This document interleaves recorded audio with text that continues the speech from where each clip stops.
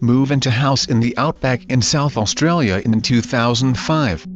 Pretty much every single person living in our street had only lived there for under 5 years, apart from an elderly couple that lived at the end of the street. This elderly couple had lived in the street for 40 years, and had raised their children in the street. They said strange things happened in the street, and a lot of people can't handle it and leave. They never really went into what scared people, just saying the whole street was haunted or something like that, but they did say it only starting happening in the early 90s. First experience I had was a week after moving in. I heard a low-pitched humming sound coming from outside my bedroom window. When I looked out, I saw this tall black figure with long arms and long fingers, with no facial features. He was slightly transparent. He was backed up against the wall holding up the garage area of my house. Due to its height, he had to hunch over. I was looking out for around 5 seconds before it realized I was looking at it. It turned its head towards me and I quickly ran away from the window and ran and told my parents. My dad went out and saw nothing was there. I sketched what I saw, pic related.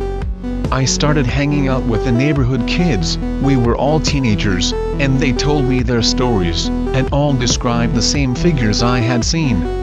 One of the kids was Aboriginal, and we would go visit his grandfather a lot. He called the entities Maiyalmula, which translated roughly to stranger man. He said that the Aboriginals in the area had been dealing with them long before the arrival of Europeans, and said that they weren't of the land, which kind of meant they didn't belong there or weren't native to there, and that they would take children away and eat them. He said that the Aboriginals cast them behind the creek, but since the creek partially dried up, the Maiyalmula had once again been able to get into the town. The town that I lived in was built directly over the previous Aboriginal settlement. This Aboriginal tribe wasn't nomadic, and had remained in a small area for over 1,000 years. One day me and my friends were playing cricket out on the flat patch of desert in between the road and my house. The sun was setting, and as we were packing up our stuff, we noticed that there were people off in the distance approaching the road. The closer they got, the more details we could see, and we noticed that they were fully black, tall, and that they weren't walking but floating. We could also hear a low-pitched humming sound that got louder the closer they got. We bolted back to my house, and told my parents, but my parents once again didn't believe us. I hassled my father enough to drive down on his motorbike to the area we saw them approaching. After 9 minutes he came back to the house, visibly shaken, saying he saw them, and that I wasn't to go down there anymore. Every time I tried to get details on what happened, he would always change the subject. One night I was coming home from a party with my friends, and as we passed the empty lot in the street, we saw these two small figures sitting on tree stumps, just staring at us. One was bigger than the other, and once again we heard a low-pitched humming sound. We were all high as fuck and were just standing there, laughing, thinking we were tripping out, until we realized that we were all seeing the exact same thing, and we couldn't all be hallucinating the same thing. One of my mates took a step towards the one closer to us, and when he did, it made this very deep growl. I had never heard anything like it, and to make a long story short, we screamed and ran to my house. I'm mentioning this because unlike the tall figures I had seen, and I'd see them a lot at night, these things were completely physical, and not transparent. They were shaped like babies but didn't have a neck. Now this is where shit heats up. There used to be a group of kids that would take their dirt bikes beyond the creek, and would go riding way out in the desert. One day they didn't come home and everyone assumed they had just gotten lost. They were found a week later, all 5 of them. They were alive, with no food and no water, out in the Australian outback for a week.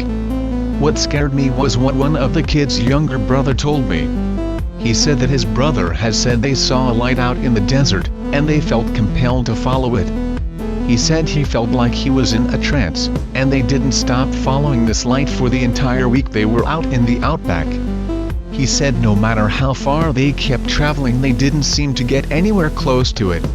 He said if the farmer that found them hadn't have found them, they never would have stopped following the light, and eventually would have died. Anyway, getting to the final part of the story. So my mother had gotten sick of me being scared all the time, and called her sister who lived in Adelaide to come visit.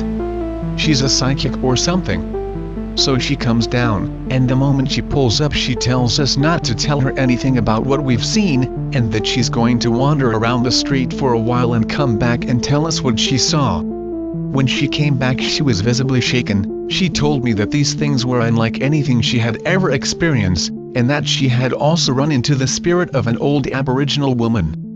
The woman told her that her tribe were a split-off group from the Tharawal, and came to the area that would become the town I lived in to escape the Maiyalmula, but the Maiyalmula followed them.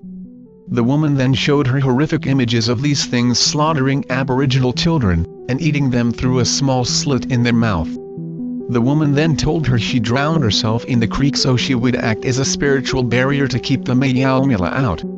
She said this worked until a pyramid-shaped pathway was built facing the way the Maiyalmula had come from. This allowed them to come in once again, not the fact that the creek had dried up.